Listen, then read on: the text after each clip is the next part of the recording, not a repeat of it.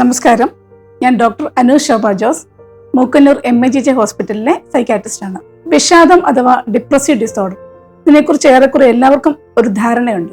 അതായത് ജീവിതത്തോടൊരു താല്പര്യമില്ലായ്മ വരിക, വല്ലാത്ത സങ്കടം തോന്നുക, മുമ്പ് സന്തോഷത്തോടെ ചെയ്തുകൊണ്ടിരുന്ന കാര്യങ്ങൾ പലതും ചെയ്യാൻ സാധിക്കാതെ വരിക, വല്ലാത്ത ക്ഷീണം അനുഭവപ്പെടുക, ഇങ്ങനെയുള്ള പ്രധാന ലക്ഷണങ്ങളും അതോടൊപ്പം തന്നെ ഏകാഗ്രതക്കുറവ്, ശ്രദ്ധയില്ലായ്മ, ജീവിതത്തോടൊരു നിരാശ തോന്നുക, മടുപ്പ് തോന്നുക, എന്നെ ആരും സ്നേഹിക്കാനില്ല, അങ്ങനെയുള്ള തോന്നലുകൾ വരിക, അകാരണമായി കുറ്റബോധം വരിക, ഇങ്ങനെയുള്ള ചെറിയ ലക്ഷണങ്ങളും ഒക്കെ ഉള്ള ഒരു അവസ്ഥയായിട്ട് വിഷാദ രോഗത്തെ നമുക്ക് എല്ലാവർക്കും അറിയാം. എന്നാൽ ഈ മാറിയ കാലത്ത് ഈ മേജർ ഡിപ്രസീവ് ഡിസോർഡറിനോടൊപ്പം തന്നെ നമ്മൾ പരിഗണിക്കേണ്ട മറ്റൊരു വിഷയമാണ് വിഷാദ രോഗത്തിന്റെ അതേ ലെവലിൽ രോഗലക്ഷണങ്ങളില്ല എങ്കിലും ജീവിതത്തിന്റെ ഗുണനിലവാരത്തെ പല രീതിയിൽ ബാധിക്കുന്ന സബ് ക്ലിനിക്കൽ ആയിട്ടുള്ള ഡിപ്രഷനുകൾ.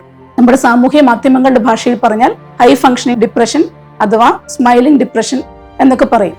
അതായത് സങ്കടമുണ്ട്, പക്ഷെ അത് നിത്യേനയുള്ള കാര്യങ്ങളെ ഒന്നും കാര്യമായിട്ട് ബാധിക്കുന്നില്ല. അപ്പൊ അവര് എല്ലാ കാര്യങ്ങളും നന്നായിട്ട് ചെയ്യുന്നുണ്ട്, ഓടി നടക്കുന്നുണ്ട്, സ്മാർട്ടായിട്ട് നടക്കുന്നുണ്ട്. അതുകൊണ്ട് തന്നെ നമുക്ക് ഇവരിൽ ഉള്ളിലുള്ള ഡിപ്രഷൻ തിരിച്ചറിയാൻ പലപ്പോഴും സാധിക്കാതെ വരുന്നു. അപ്പോൾ അങ്ങനെയുള്ള അവസ്ഥകളിൽ കുറച്ചുകൂടെ പരിഗണന അർഹിക്കുന്നു. കാരണം ഇത് മറ്റാർക്കും തിരിച്ചറിയാൻ പറ്റാതെ വരുന്നു. അപ്പൊ നമ്മൾ ഇങ്ങനെയുള്ള ആൾക്കാരോട് പൊതുവെ പാട്ട് കേൾക്കൂ, ഡാൻസ് ചെയ്യൂ, അല്ലെങ്കിൽ സിനിമ കാണാൻ പോകൂ, കാറ്റുകൊള്ളൂ, ഇങ്ങനെയുള്ള നിസ്സാരമായ ഉപദേശങ്ങൾ നടത്തി അവരെ പലപ്പോഴും നമ്മൾ അവഗണിക്കുകയാണ്.